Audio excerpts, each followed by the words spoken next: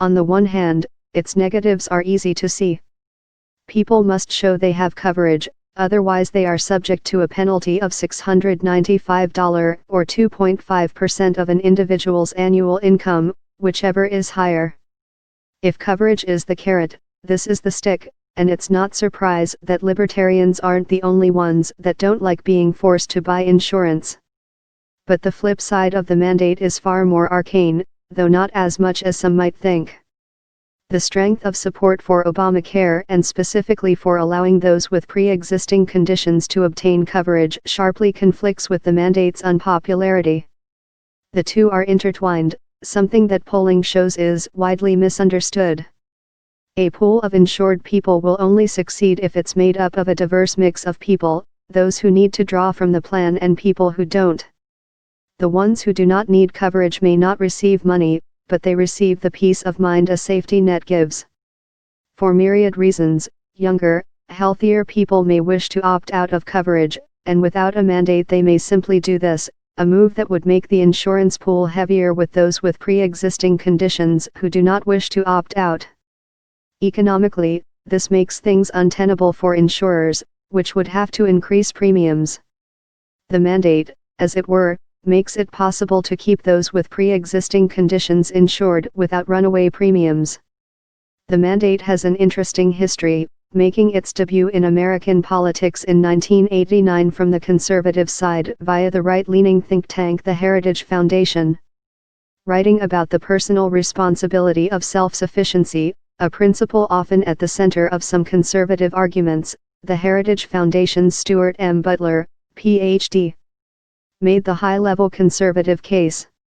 A mandate on individuals recognizes an implicit contract, he wrote. Society does feel a moral obligation to ensure that its citizens do not suffer from the unavailability of health care.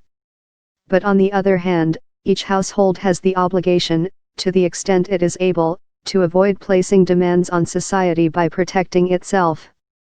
Butler equated having a mandate for health insurance to having a mandate for car liability insurance, seeing a way to square coverage for all without resorting to ideas that some conservatives might consider to be nanny state territory. Considering the mandate now is starkly different from considering a mandate almost 3 decades ago, especially since changes to the law of the land may have trickling consequences for millions, as the Congressional Budget Office outlined over and over during the repeated efforts to repeal Obamacare, which ultimately failed due to the lack of a viable alternative. With the CBO estimating that a mandate repeal would add $338 billion over the next 10 years in government revenue, the mandate is on the chopping block to help pay for tax cuts. The mandate's effects on the healthcare system of the United States have taken a back seat. Ethan Wolfman is a writer at News Pulse Finance. Follow him on Twitter at @ewolfman. Confidential tip line, Eamon at Oath.com.